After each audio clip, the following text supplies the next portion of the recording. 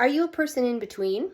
I mean, between the crazy swingers who want to get it on morning, noon, and night with anybody and everybody, and the really vanilla people? Are you in the middle? That's my group.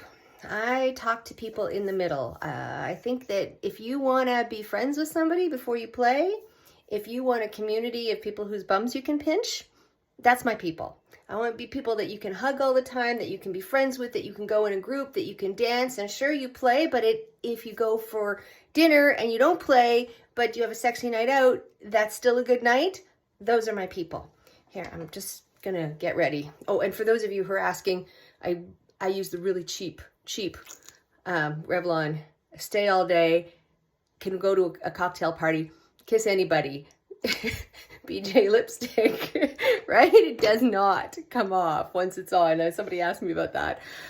And you know what? It's the middle people. It's the idea that I think there's a lot of people that think, I'm trying to do this, that think you have to be all wild and crazy, and you don't.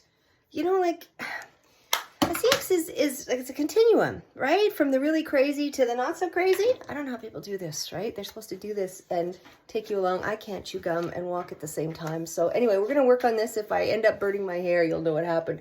But, you know, the idea is like, let's find a way to be together. Let's find a way to be intimate without losing your integrity. Let's make sure we have our boundaries clear. Let's make sure our partner feels included and valued and warm and not threatened.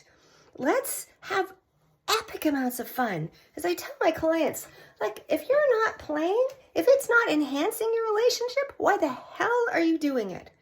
You know, people want to do it, you know, and then there's some singles that, you know, want to play, and that's great. You have a fantasy. I had a guy just recently said, Sue, I really want a lot of partners. I want to be old, sitting on the bench of the old age home, you know, looking back on my, you know, 150 conquests that I've made, or, you know, interesting, crazy partners that I've had. And I think that's great. If that's what you want and you're upfront about it, and you're not saying, no, I love you and let's do this, and then, you know, you're gone the next day, that's creepy.